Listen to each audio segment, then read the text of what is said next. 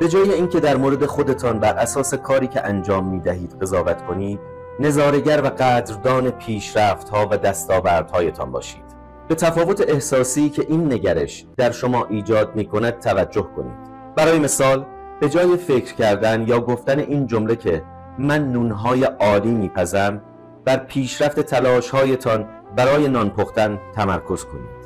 به جای من توی یوگا خیلی ضعیفم، بگویید من یوگا رو شروع کردم و از هفته قبل تا الان پیشرفت کردم. مسئله کلمات خوب یا بد نیست.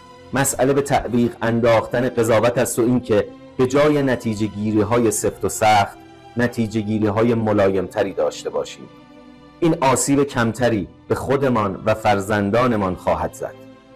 من این کتاب را به جای تمرکز بر فرزندانتان با بررسی شما آغاز کردم، زیرا آن چیزی که کودک را تبدیل به انسانی خارق العاده و بی همتا می کند یا خواهد کرد، ترکیبی منحصر به فرد از ژن‌ها و محیط زندگی است و شما بخش عمده‌ای از محیط کودکتان هستید.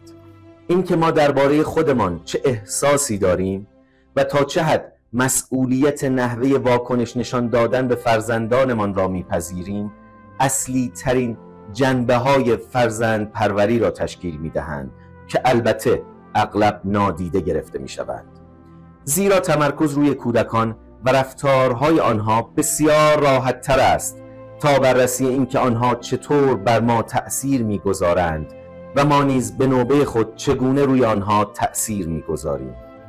فقط نحوه واکنش ما نسبت به فرزندان نیست که ویژگی‌های شخصیتی آنها را شکل می‌دهد، بلکه آنچه آنها در محیط زندگیشان می‌بینند و احساس می‌کنند نیز دخیل است. امیدوارم شما را متقاعد کرده باشم که نحوه واکنش نشان دادنتان را نسبت به احساساتی که فرزندانتان در شما برمی‌انگیزند بررسی کنید. در مورد گفتگوی درونیتان، یعنی صحبت کردنتان با خودتان، آگاه باشید. مواظب منتقد درونیتان باشید.